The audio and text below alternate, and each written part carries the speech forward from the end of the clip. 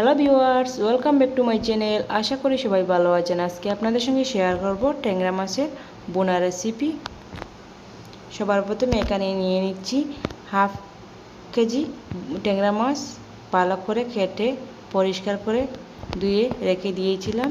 এখন আমি এর মধ্যে দিয়ে দিব হাফ টেবিল চা চামচ হলুদ গুঁড়া আর সামান্য লবণ দিয়ে মিক্স করে নিচ্ছি।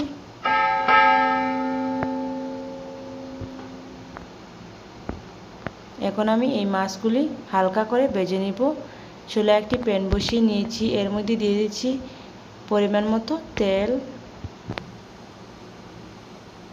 তেল গরম হয়ে গেছে, এখন এর মধ্যে দিয়ে দিব মাছগুলি।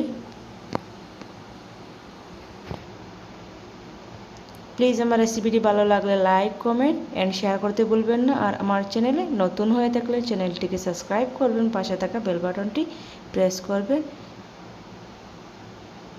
এখন আমি অন্য একটি চুলায় একটি কড়াই বসিয়ে নিয়েছি, এর মধ্যে দিয়ে দিচ্ছি সরিষার তেল পরিমাণ মতো। তেল গরম হয়ে গিয়েছে, এখন এর মধ্যে দিয়ে দিচ্ছি বড় একটি পেঁয়াজ বাটা।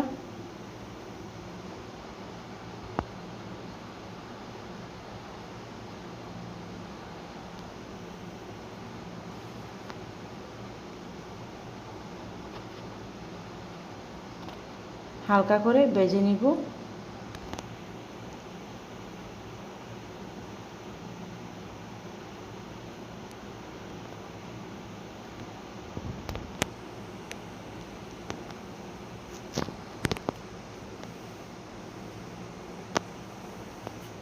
যারা নতুন রান্না শিখতে চাইছেন তাদের জন্য খুবই উপকারে আসবে আজকের এই ট্যাংরা মাছের বোনা রেসিপিটা।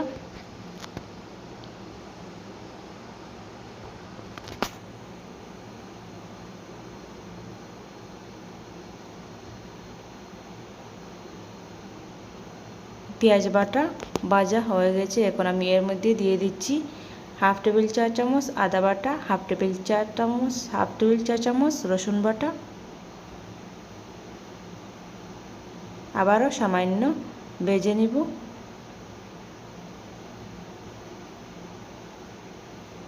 এখন এর মধ্যে দিয়ে দিচ্ছি হাফ টেবিল চা চামচ হলুদ গুঁড়া, হাফ টেবিল চা চামচ ধনিয়া গুঁড়া,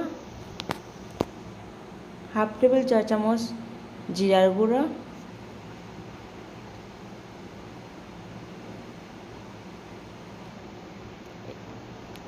এক টেবিল চা চামচ শুকনো লঙ্কার গুঁড়া, স্বাদ মতো লবণ। সব কিছু ভালো করে মিশিয়ে নিব।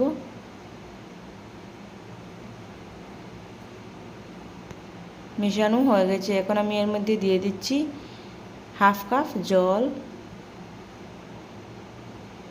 এখন 2 মিনিটের জন্য ঢাকনা দিয়ে ঢেকে দিব।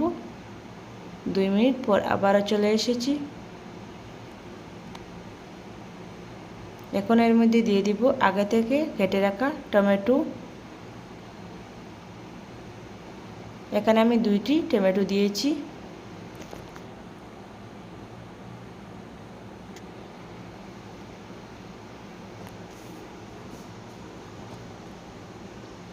এখন আমি 5 মিনিটের জন্য ঢাকনা দিয়ে ঢেকে দিব পুরোপুরিভাবে টমেটোগুলি সিদ্ধ হওয়ার জন্য।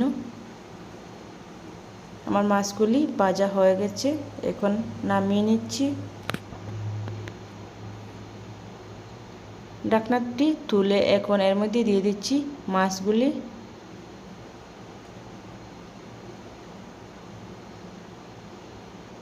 কিছুক্ষণ এইভাবে জাল করে নেব।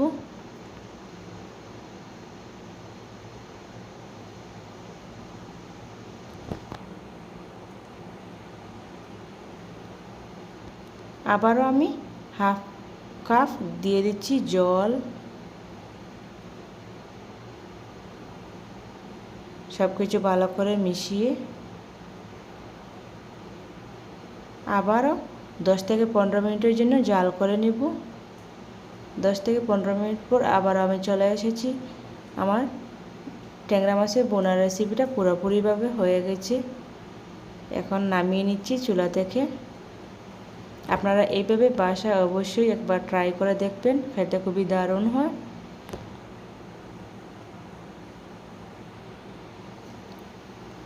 এখন সার্ভ করে নিচ্ছি। দেখতে পাচ্ছেন যে কি যে সুন্দর হয়েছে রেসিপিটা।